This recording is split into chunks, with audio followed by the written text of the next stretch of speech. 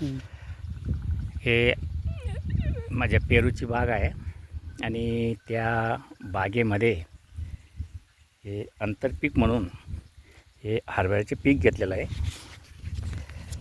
तर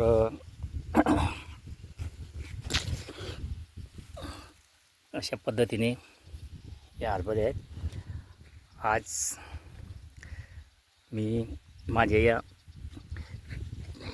पेरूचं जे वय आहे हे 6.5 महिन्याचं झालेलं आहे. इथं पुढे चॅनल आहे. हे 6.5 महिन्याचं झालेलं आहे. तर आज याची मी छाटणी करतो आहे. छाटणीचाही माझा पहिला अनुभव आहे.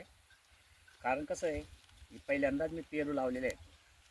तर पेरू पिकाबाबत कोणताही अनुभव नाही, परंतु चला चुकातून शिका अशा पद्धतीने या आज 6.5 महिन्याचं पेरू लागवड झाली. जुलैमध्ये याची लागवड केली, जुलै 2024ला.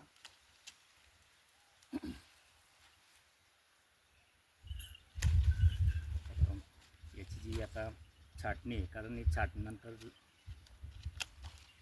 त्या ठिकाणी बाहेर धरला जाईल.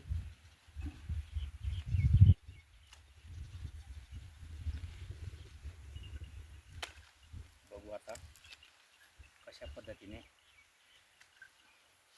याच्यामध्ये सुधारणा होते. आता हे जे पेरूचे जे पान आहेत ना, मस्त म्हणजे गाई बैल आहेत ना, यांना खायला एक चारा पण होणार आहे.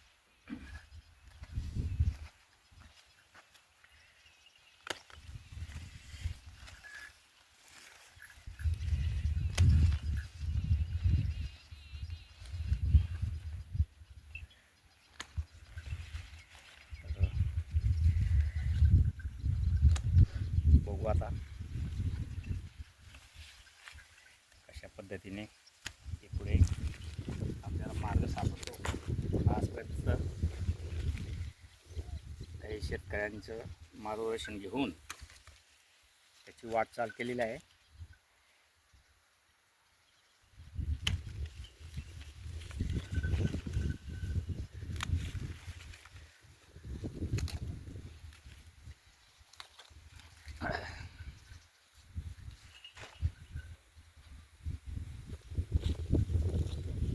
पानं पिवळे पडलेले आहेत.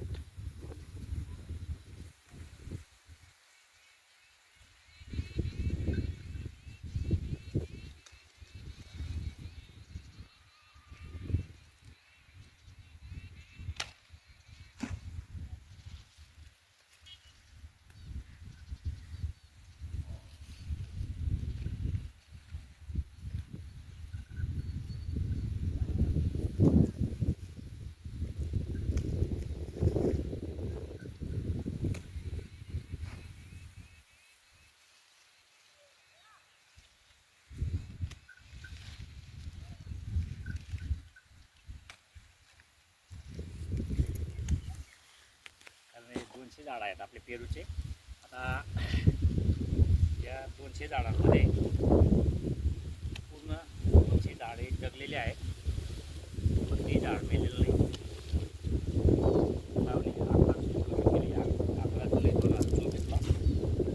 6.5 महिन्याचे याची झालेलं आहे.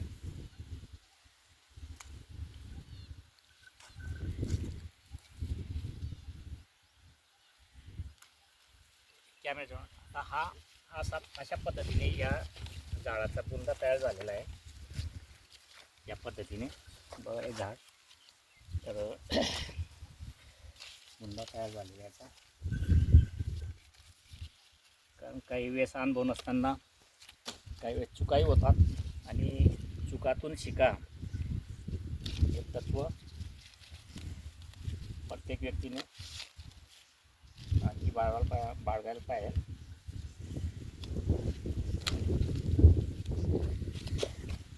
मस्त गुरांना चारा पण होणार आहे. काही शेतकरी ज्या फांद्या आहेत कटाई केलेल्या तर ते झाडाजवळ टाकून देतात, पण मी तसं करणार नाही. मी हे माझ्या गुरांना खाऊ घालेल आणि गुरं मस्त खातात, चारा पण होईल.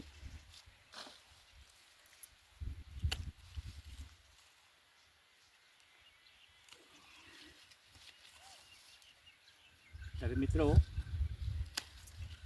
तिच्यात आता छाटणीच्या या कामामध्ये माझ्याकडनं काही चुका होत असतील तर तसं शेतकरी बंधूंनी मला मार्गदर्शन करावं. कारण कसं आहे, काही अनुभवी शेतकरी असतात, त्यांचं मार्गदर्शन फार मोलाचं असतं.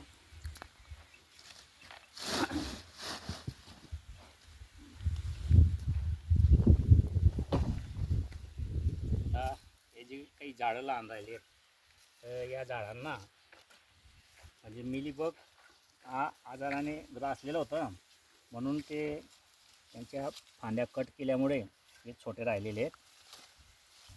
तर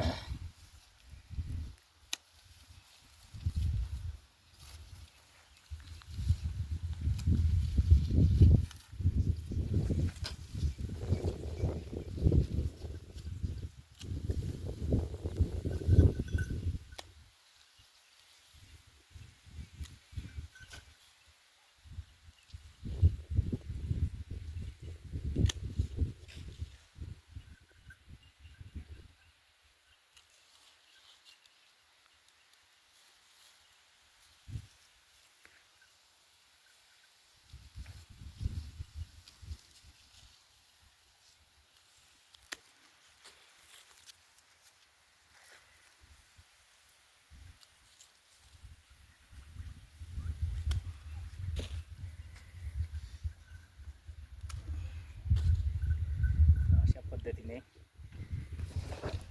कामाची सुरुवात आजपासून केलेली आहे.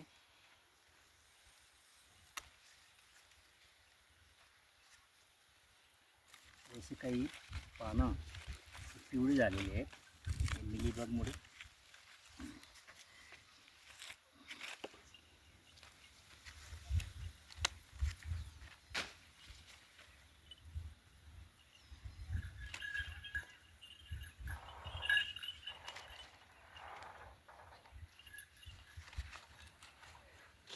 बाजूलाच हे अंजीरची 2 रोपटे ते पण 11 जुलैला लावलेले आहेत. ते अंजीर काय दाखव.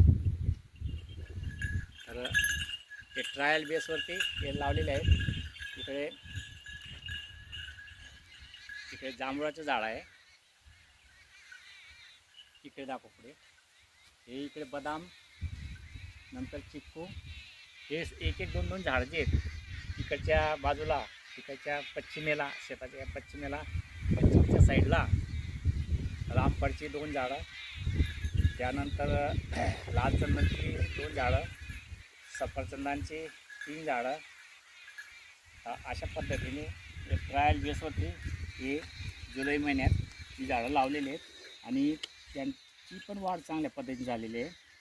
आणि मुळात ही माझी शेती जी आहे ही 3 एकर जे क्षेत्र आहे, इथून पार पुढे ते क्षेत्र पूर्ण सेंद्रिय आहे 14 वर्षापासून. तर या ठिकाणी मी दर 15 दिवसांनी जीवामृत तयार करतो आणि ते या पिकाला देत असतो. आणि जमिनीमध्ये दर 2 वर्षांनी शेणखत हे टाकत असतो. त्यामुळे हे जे याचं पेरूचं जे पीक आहे त्याला कोणतेही रासायनिक खतं मी वापरलेले नाहीत. आणि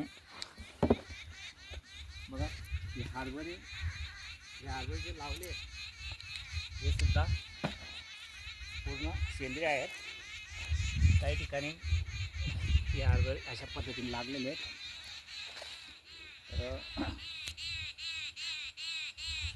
या पद्धतीने हे पेरूचा पहिला अनुभव आहे आणि या पद्धतीने मी माझी छाटणीचं काम आजपासून सुरू करतो आहे.